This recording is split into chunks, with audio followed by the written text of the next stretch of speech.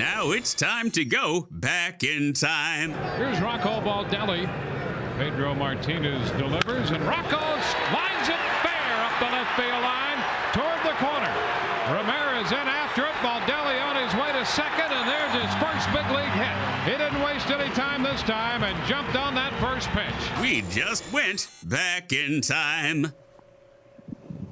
Twin skipper Rocco Baldelli, taking it to Pedro Martinez for your first show hit. Now, Rocco, for people who don't know, you grew up in Providence, Rhode Island, a stone's throw basically from Fenway Park. So after that first knock, did you hear from all your boys that grew up as Red Sox fans and were like, hey, listen, don't do that against our team? Yeah, I guess that was kind of part of it. You know, it was kind of cool growing up over there, and you watch all the games as a kid, and then you know how excited the people get about Red Sox baseball. So I mean, I probably heard from everyone saying, we're pulling for you, but we're still we're Red Sox fans at the end of the day, but we're going to be there for you. So you'll take that when you're from up there. That's good stuff, Rocco. Hey, where are you joining us from right now? Yeah, I'm sitting in the bullpen. So until this quarantine period, I had never actually stepped in our bullpen. So I'm kind of,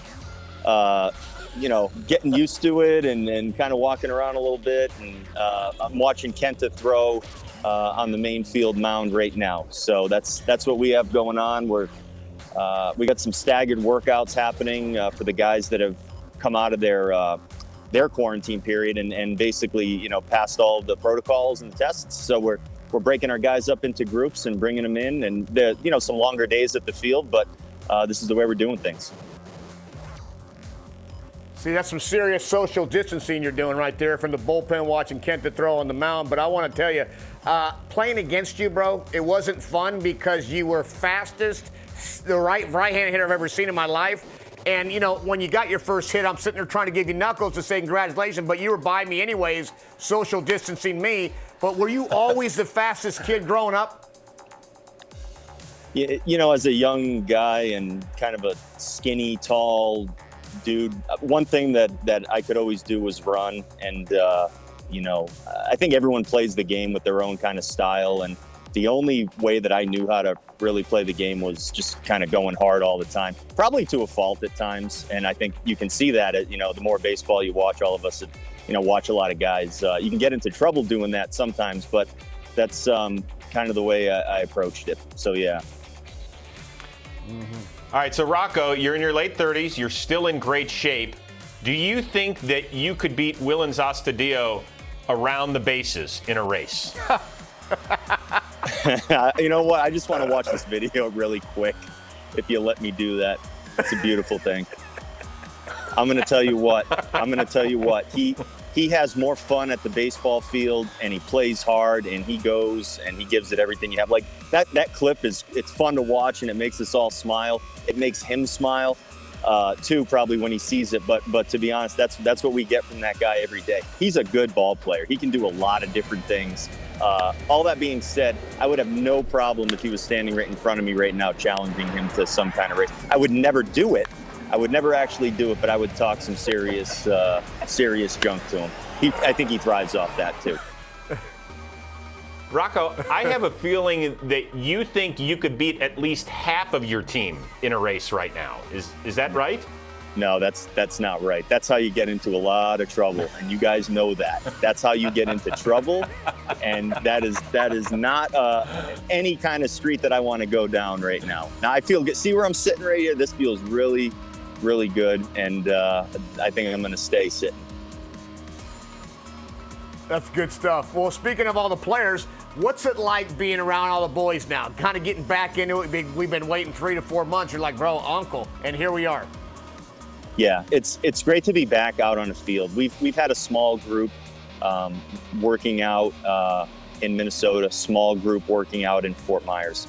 But now that you're starting to get guys back and you're starting to feel that good energy again, you start having some music on and guys hitting BP and taking their ground balls, you can start to feel it again. And that's the feeling we're all waiting for.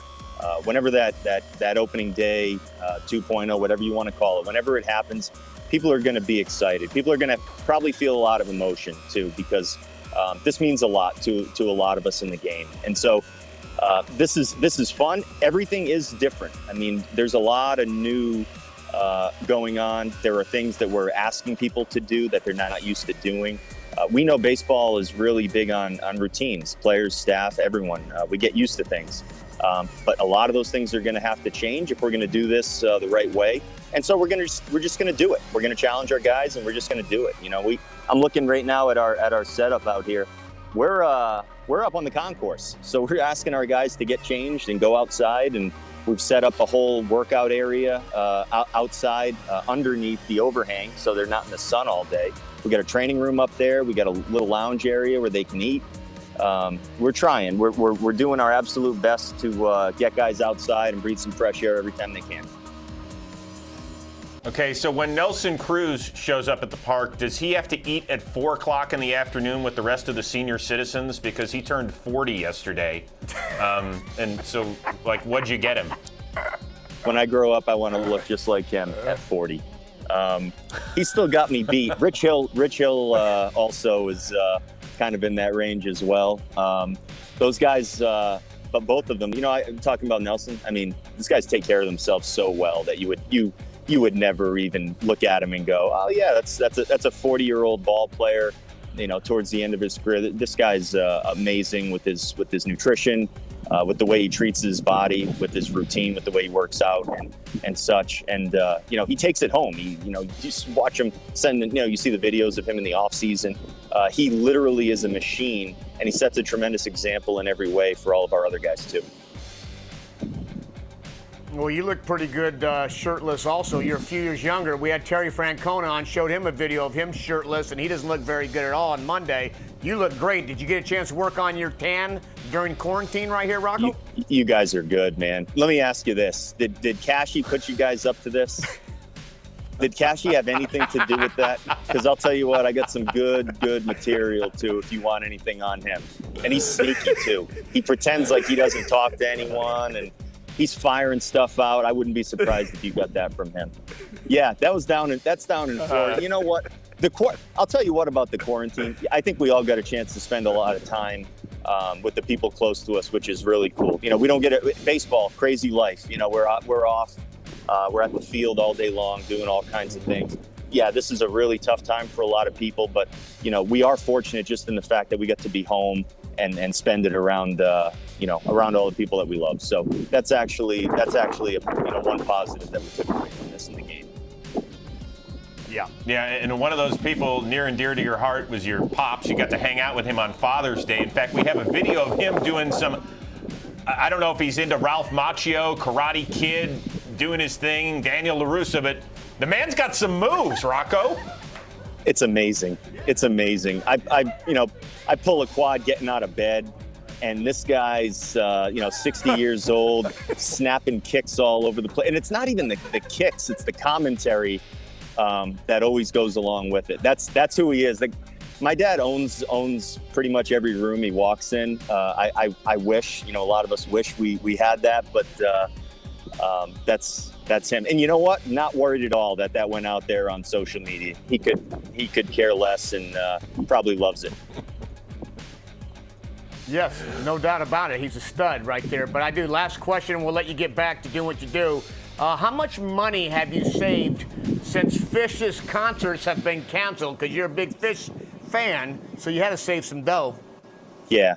It's dough that I would have been very happy to spend, but that's okay. I did take, or during the quarantine, did have the opportunity to stream a show every Friday night with some good friends of mine who are really, really astute Phish and Grateful Dead fans. So, I get a history lesson every time I get a chance to hang with these guys. But it was a great way to spend every Friday night during this break. They know their stuff, and as we all know, there's a lot of history and a lot of fun that goes along with those shows and everything around them. So I'm all in, and someday we'll all get back to the norm, and we'll be going to baseball games, we'll be going to concerts, and we'll be really enjoying ourselves. And until then, we'll play it safe. Amen to that. Rocco Baldelli, your reigning AL Manager of the Year. Thanks for hanging out with us today on IT, and best of luck as we rev up 2020 2.0 version. Thanks for the time. Got it. Thanks, boys. Good to see you guys, too.